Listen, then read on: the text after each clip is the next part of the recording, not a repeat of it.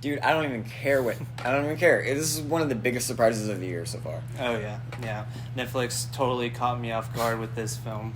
I was I was kind of blown away. To give some context, Day Shift is a new movie on Netflix. It's a Netflix release, and I just came off of Cynical from the Gray Man. That was a movie I did not love. So I was kind of feeling like, oh great, another Netflix action movie. I wasn't trying to be that guy. I guess I was in a mood that day. Then we put it on, and wow, this movie really, really surprised me. It's essentially a vampire film. It's Jamie Foxx and Dave Franco, but Jamie Foxx is the main lead, and essentially he is a pool cleaner by day, but vampire hunter by night. There's your plot premise. If you need to say more, here's the clip. Bro, send one!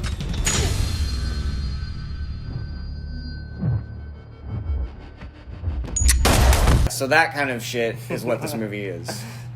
Yeah, and I love it. Literally, the beginning, I knew I was going to love this film just because of the camera work. I get an applause for that. The camera work is beautiful. I just love literally everything they did. From that beginning scene, I was like, well, we are in for a ride today, aren't we? Yeah, we were just like, okay, movie, listen.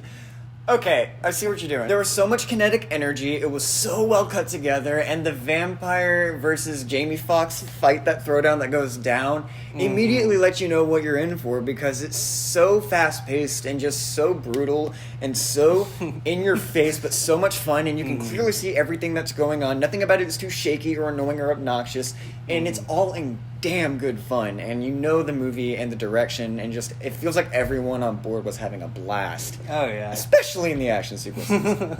You could tell they were just having the most fun ever, and I love it because it's like the characters that we get, they don't stray away at all. They are solid characters, and they're interesting. Yeah. It's funny. The execution of the fights. Even the pacing of it, I thought it was great. Like, I thought the pacing was really good, because it definitely, the only times it really steered or felt slow for me was when the movie was actually cutting to our villain. I didn't think the villain was very strong in this film. I actually thought she was the weakest point of the movie, and it's just because really the writing doesn't really do much for her. I think honestly we could have used a stronger main villain, really, a nice rivalry or dynamic that could have really gone head to toe with Jamie Foxx by the end as well. Because by the time the final throwdown is going down, I'm not that invested emotionally, but I'm having fun with it still, with the concept and with the overall execution, because I can tell there's a lot of work behind the camera and still a lot of fun behind the camera. So, and it really does translate on the screen for me. Yeah, that's honestly probably my biggest con about this movie. The main villain is just weak. Yeah. It's so weak. But it's still an amazing film. It's still great. The adventure that you have with the character is still fun. It is fun. And Dave Franco he's fun. I love him. I definitely don't think this will be for everyone. I think this movie, you have to be in the right mindset for it. I think you got to be ready to just...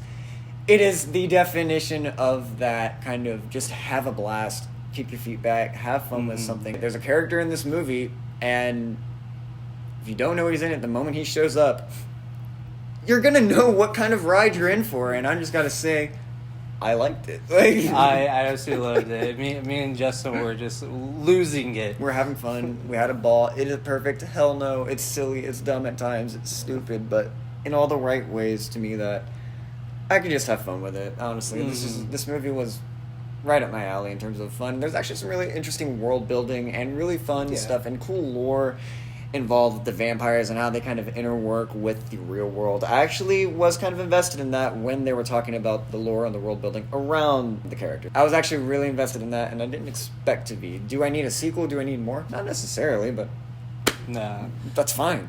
Yeah, that's fine. Like, everything doesn't need a sequel, especially when you have a film like this. It's just a one-and-done great film, just like Hot Fuzz. Yeah, you can like, just have you a blast never with it. needed a sequel for that. You just have a blast with the film. You just literally an hour feels like it went by in like 30 minutes. I had so much fun with the film. Even one thing I thought I would have a problem with, I didn't fully end up hating, because the thing is, like, the movie felt like it was flipping a trope on its head with... I thought they were doing a kind of like, oh, Dave Franco's playing this kind of naive character who's kind of afraid of the field, afraid of going out there and actually fighting vampires himself, so he's going to be kind of silly and kind of, bothering Jamie Foxx's character and really annoying him, but what ended up happening is they kind of do something really fun that flips it on its head, no pun intended. Dave Franco, I think, ends up delivering a really hilarious performance that just, I don't know, I thought it was really funny. And their dynamic by the end, I just ended up buying it, and I was like, you guys are cute.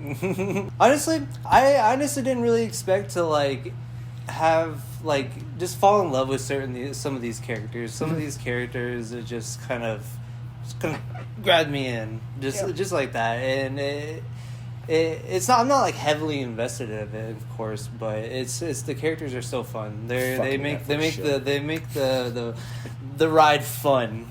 You're a goddamn Netflix shill. Admit it. They're paying you to say good things about this movie. Doesn't mean I'm a shill for them. A government suit. I'm not even a suit.